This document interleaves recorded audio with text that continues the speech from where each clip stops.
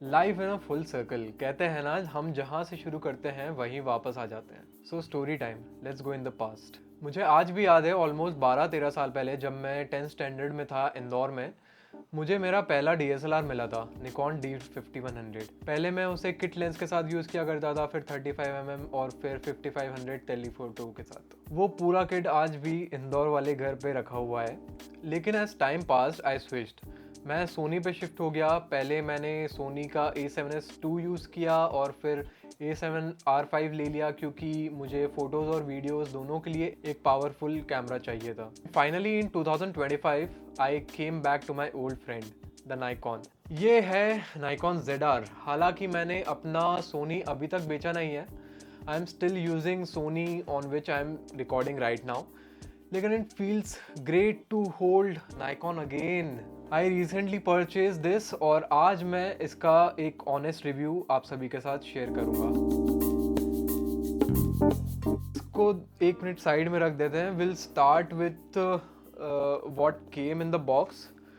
So you can see the box. एक 2 year का warranty card आता है, डॉक्यूमेंटेशन, नाइकॉन का नेक स्ट्रैप आता है, मुझे इसके साथ 2 टोटल बैटरीज मिली और एक चार्जर मिला, और एक ये स्मॉल रिक का जो L शेप का grip handle sort of cage भी इसके साथ में आया था बॉक्स में। आज के वीडियो में मैं सिर्फ आपको मुझे इसकी क्या चीज़ें पसंद आई, क्या चीज़ें पसंद नहीं आई और क्या निकॉन को इम्प्रूव करना चाहिए उस बारे में बताऊंगा। So let's get into the video. सबसे पहली चीज़ जो मुझे इस कैमरा में लव एट फर्स्ट साइट लगी, वो है इसकी 4 इंच की ये टच स्क्रीन। यूजुअली कैमराज में 3 इंच की स्क्रीन आती है, जो मेरे सोनी A7R5 पर भी है, पर ये साइज डिफरेंस जो है वो काफ़ी बड़ा है। आपको विजुअल से लगेगा नहीं, but when you actually use it वो आपको फील होता है।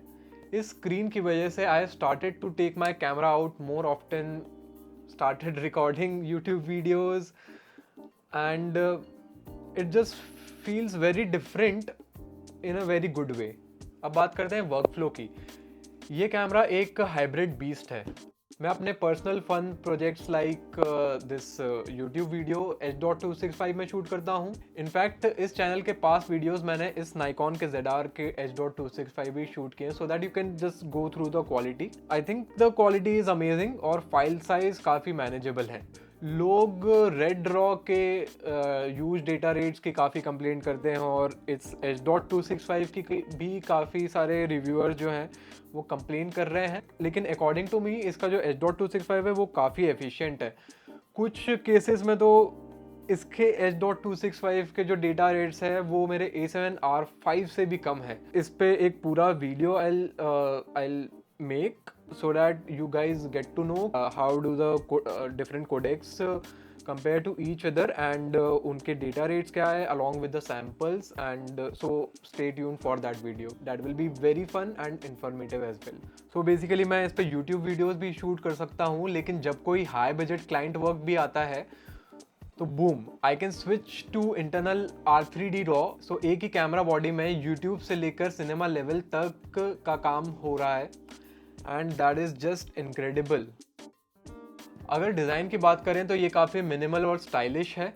स्टार्टिंग में मुझे थोड़ा सा अजीब लग रहा था क्योंकि इसमें कस्टम बटन्स जो है वो काफ़ी कम है कंपेयर टू माई सोनी, पर अब ये जो क्लीन और मिनिमल सिंपल डिज़ाइन है वो मुझे अभी काफ़ी पसंद आ रही है, and it looks very premium. एक अच्छी चीज़ मुझे लगी इस कैमरा के बारे में कि I can use all my Sony lenses on this camera. ये जो निकॉन का Z माउंट है, बेसिकली इस पर मैं ये विल्ट्रॉक्स का E to Z mount adapter इसको यूज़ कर सकता हूँ।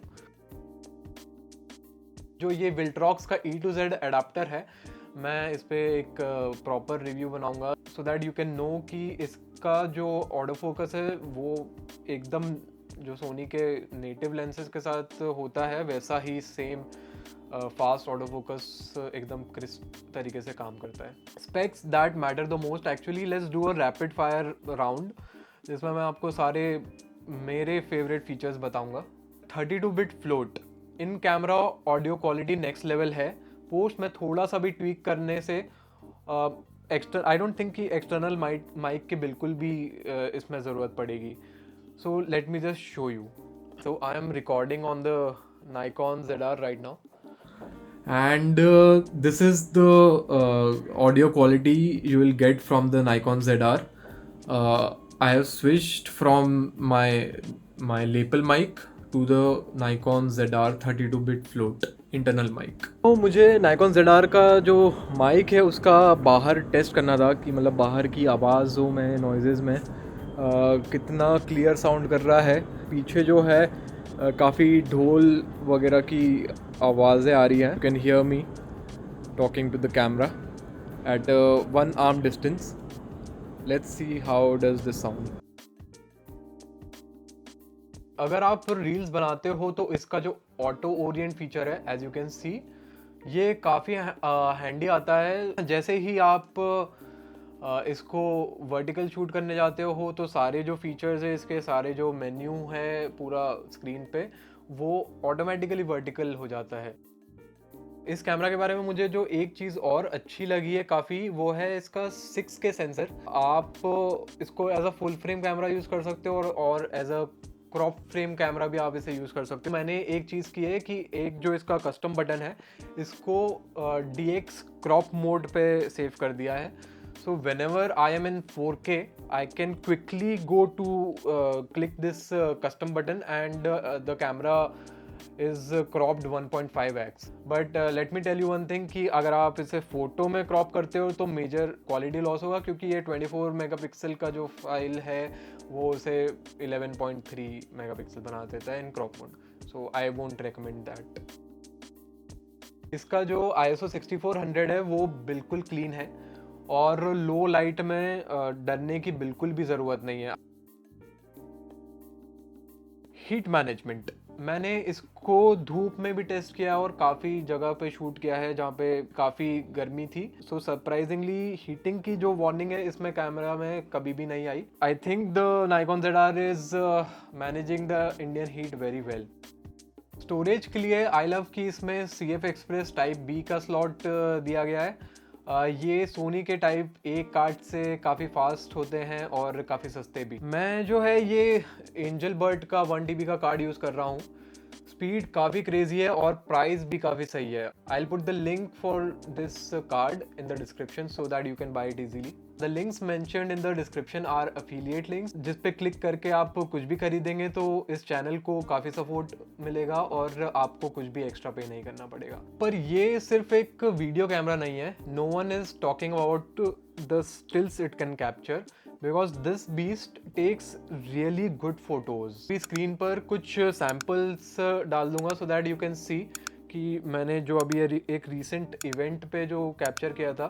Nikon की colour science specifically in photos is pretty good and pleasing straight out of the camera. There is no doubt in that. लेकिन हर चीज़ परफेक्ट नहीं होती. So these are the things I hate regarding this camera. सबसे पहले grip.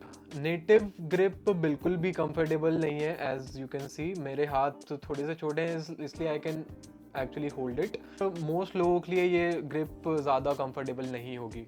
मैंने pre order किया था इसलिए मुझे इसके साथ एक ये ग्रिप हैंडल मिला, तो इसके कारण ये यूज़ करना काफ़ी ईजी हो गया है. तो आई थिंक ये जो नेगेटिव है इसको फुलफिल कर दिया है इस ग्रिप ने. एक और चीज़ जो मुझे Nikon के बारे में बिल्कुल पसंद नहीं है, there is no good monitoring app like Sony का जो मॉनिटरिंग एंड कंट्रोल ऐप है बहुत सीमलेस है, और Nikon का जो स्नैप ब्रिज ऐप है, I have used it so many times to record this YouTube videos and it's so laggy. I just hate it. So please Nikon work on it. बहुत लोगों के लिए micro HDMI और micro SD slots जो हैं इसमें काफ़ी deal breaker हैं. आई अग्री ये फ्लिम्जी होते हैं, लेकिन मेरे लिए ये प्रॉब्लम बिल्कुल भी नहीं है क्योंकि मैं कभी भी एक्सटर्नल मॉनिटर यूज़ नहीं करता था और एक्चुअली कभी करूँगा भी नहीं. I think because of this huge 4-inch screen. और रही बात माइक्रो SD कार्ड स्लॉट की, आई थिंक इट्स ग्रेट फॉर जो H.265 की बैकअप रिकॉर्डिंग है आप वो कर सकते हैं उसमें.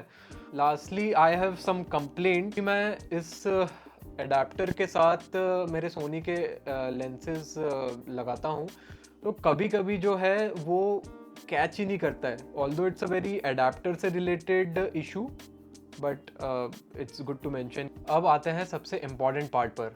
तो नाइकॉन, अगर आप ये वीडियो देख रहे हो, नहीं देख रहे होंगे बट स्टिल, तो फर्मवेयर 2.0 में ये फीचर्स हमें फॉर श्योर चाहिए। R3D रॉ अमेजिंग है लेकिन फाइल साइज बहुत ह्यूज है। हमें R3D रॉ में और ज़्यादा कंप्रेशन ऑप्शंस चाहिए, like may be a light और अ स्टैंडर्ड रॉ ऑप्शन। दूसरा पॉइंट, और ये बहुत सारे रिव्यूअर्स ने भी पॉइंट आउट किया है कि H.265 जो है इस कैमरा पर स्पेसिफिकली एनलॉग में थोड़ा सा सॉफ्ट फील होता है, क्योंकि कैमरा जो है इस पर अपने आप ही नॉइज रिडक्शन अप्लाई कर देता है। So basically give us sharper H.265 in NLog. तीसरा, ओपन गेट। आजकल सब कुछ वर्टिकल शूट हो रहा है, as you can see. Open gate recording से हमें 4:3 एस्पेक्ट रेशियो मिलता है, जिसमें हम पोस्ट में डिसाइड कर सकते हैं कि वर्टिकल क्रॉप करना है या फिर हॉरिजॉन्टल। तो ये फीचर 2026 में I think it's a mandatory feature for all the cameras, specifically in the Nikon ZR which claims to be a cinema camera. Menu system को सिंप्लीफाई करना काफ़ी ज़रूरी है, क्योंकि दो अलग अलग वीडियोस मेन्यू काफ़ी ज़्यादा कंफ्यूज कर देते हैं। Please just give us a single video menu जिसमें हम एक ही जगह पे वीडियो के जितने भी सारे फंक्शंस है वो चेंज कर सकें। लास्ट फीचर जो मैं नाइकॉन से एक फर्मवेयर अपग्रेड में चाहूँगा कि जो ट्रैकिंग फोकस है उसे आप प्लीज़ हाई रेज जूम में भी एनेबल कर दीजिए, क्योंकि अभी जैसे ही मैं हाई रेज जूम करता हूँ तो जो फोकस है वो लॉक हो जाता है, और जो ट्रैकिंग फोकस और जो बाकी कंटिन्यूस ऑटो फोकस के जो फीचर्स है वो बिल्कुल भी यूजेबल नहीं होते। सो क्या नाइकॉन पर वापस आना एक सही डिसीजन था? एब्सोल्युटली। 4 इंच की ये massive touch screen, R3D raw, H.265 की एफिशिएंसी, नाइकॉन के कलर्स और वो सारे फीचर्स जो मैंने आपको इस वीडियो में बताए, और अगर नाइकॉन ये फर्मवेयर अपडेट्स दे दे तो ये कैमरा एकदम अनस्टॉपेबल हो जाएगा। तो अगर आपके पास नाइकॉन ZR से रिलेटेड कोई भी सवाल हैं तो कमेंट्स में ज़रूर पूछिए, I will try to answer all of the questions. Gear I use to make this videos and told you about in the video, इन सब के जो लिंक्स हैं मैं नीचे डिस्क्रिप्शन में डाल रहा हूँ। This is Sumit from Cable Tech. See you in the next one.